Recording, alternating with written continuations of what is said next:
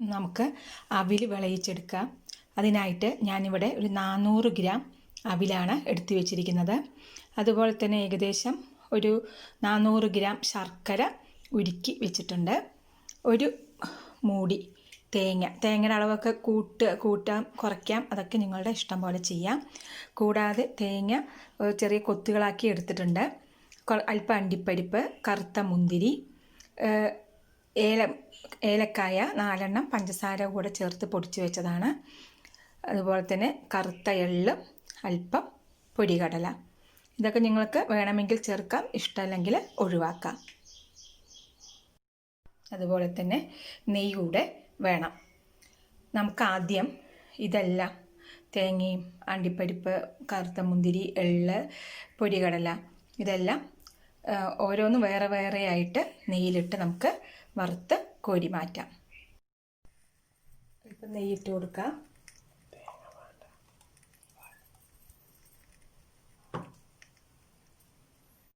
നമുക്ക് ആദ്യം തേങ്ങ ഒന്ന് വറുത്ത് കോരാം. ഒരു ഗോൾഡൻ ബ്രൗൺ ആവണ വരെ ഒന്ന് വറുത്താൽ മതി. ഇതൊക്കെ നിങ്ങൾക്ക് താല്പര്യം ഉണ്ടെങ്കിൽ ചേർത്താൽ മതി കേട്ടോ. നിറം മാറിയിട്ടുണ്ട്, കോരി മാറ്റാം.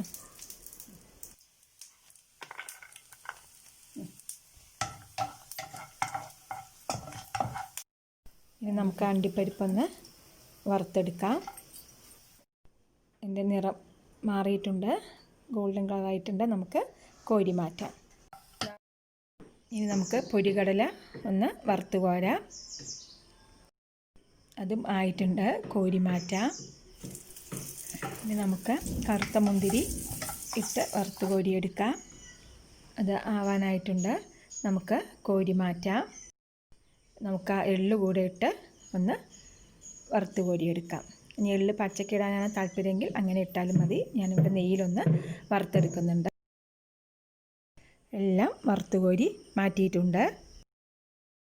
നമുക്കിനി സ്റ്റൗവിൽ ഒരു പാത്രം വെച്ച് കൊടുത്ത് അതിലേക്ക് ഉരുക്കി വെച്ചിരിക്കുന്ന ശർക്കര പാനി ചേർത്ത് കൊടുക്കാം. ഒരു 400 ഗ്രാം ശർക്കരയാണ് ഞാൻ ഉരുക്കിയിട്ടുണ്ടായിരുന്നത്. എടുത്തിരിക്കുന്ന അവിലും 400 ഗ്രാം തന്നെയാണ്. ശർക്കര ഉരുക്കിയെടുക്കുമ്പോൾ ഒരുപാട് ലൂസായിട്ട് എടുക്കണ്ട. ശർക്കര അല്പം വെള്ളം ഒഴിച്ച് അല്പം കട്ടിയിൽ തന്നെ നമുക്ക് ചെയ്തെടുക്കാം. അപ്പോൾ വേഗം അത് നമുക്ക് കുറുകി കിട്ടും. ഒന്ന് നല്ലപോലെ തിളയ്ക്കട്ടെ. തിളച്ച് തുടങ്ങിയിട്ടുണ്ട്. തിളച്ച് തുടങ്ങി കഴിഞ്ഞ ശേഷം നമുക്കിതിലേക്ക് എടുത്തു വെച്ചിരിക്കുന്ന തേങ്ങ ചേർത്ത് കൊടുക്കാം. ഏലക്കായ 4 ഏലക്കായ പഞ്ചസാര കൂടി ചേർത്ത് പൊടിച്ചതാണ്, അതുകൂടെ ചേർത്ത് കൊടുക്കാം. ഈ തേങ്ങ ഇട്ട് കഴിയുമ്പോൾ ആ പാവ ഒന്ന് ലൂസാവും. അതിൽ തേങ്ങയുടെ ജലാംശം കൊണ്ടാണ്. അത് നമുക്കിനി കുറുകി ഒരു ഒറ്റനൂൽ പരുവമാവുന്നത് വരെ ഒന്ന് ഇളക്കി കൊടുക്കാം.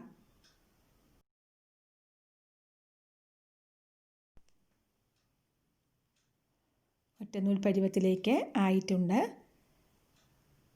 ശർക്കരപ്പാവ് തയ്യാറായിട്ടുണ്ട്. ഇനി നമുക്കിതിലേക്ക് എടുത്തു വെച്ചിരിക്കുന്ന അവിൽ ചേർത്ത് കൊടുക്കാം. മട്ട അവിലാണ്. ഞാനിവിടെ അവിൽ ചൂടാക്കുന്നില്ല, ഒരുപാട് ബലം ആവുമെന്ന് വിചാരിച്ചിട്ടാണ്. അപ്പോൾ നിങ്ങൾക്ക് അങ്ങനെ അവിൽ ഒന്ന് ചൂടാക്കിയിട്ടാണ് ചേർക്കാൻ താല്പര്യമെങ്കിൽ അങ്ങനെ ചേർക്കാം. ഞാനിവിടെ ചൂടാക്കാതെയാണ് ചേർക്കുന്നത്. ഇത് അവിൽ ഫ്ലെയിമിന് സിമ്മിൽ വെച്ച ശേഷം നമുക്ക് അവിലും ഈ ശർക്കര പാനിയും കൂടെ നല്ല പോലെ മിക്സ് ആവുന്ന വരെ നമുക്ക് നല്ല പോലെ അതൊന്ന് ഇളക്കി കൊടുക്കണം. 1-2 മിനിറ്റ് നല്ലതുപോലെ ഫ്ലെയിം സിമ്മിൽ തന്നെ വെച്ചുകൊണ്ട് നല്ല പോലെ ഒന്ന് എല്ലാവിടെയും ശർക്കര പാനി ആവുന്നവരെ മിക്സ് ചെയ്ത് കൊടുത്തിട്ടുണ്ട്. ഇനി ഇതിലേക്ക് നമുക്ക് വറുത്ത് മാറ്റി വെച്ചിരിക്കുന്നതെല്ലാം ചേർത്ത് ഒന്നുകൂടെ മിക്സ് ചെയ്ത് കൊടുക്കാം. ഇപ്പോൾ ഫ്ലെയിം ഓഫാക്കാം. ഇതിലേക്ക് ഒരു ചെറിയ സ്പൂൺ നെയ്യ് ചേർത്ത് കൊടുക്കുന്നുണ്ട്. ഓപ്ഷണലാണ്, നമുക്ക് കൂടുതൽ നെയ്യ് വേണമെങ്കിൽ അങ്ങനെ ചേർക്കാം. നെയ്യ് ചേർത്ത് ഒന്നുകൂടെ ഇളക്കി കൊടുത്ത ശേഷം നമുക്കതൊന്ന് മൂടി വെച്ച് കൊടുക്കാം. നല്ല ടൈറ്റായിട്ട് മൂടണ്ട, ആവിയെല്ലാം പുറത്ത് പോകുന്ന പോലെ ഒന്ന് മൂടി വെച്ച് കൊടുക്കാം.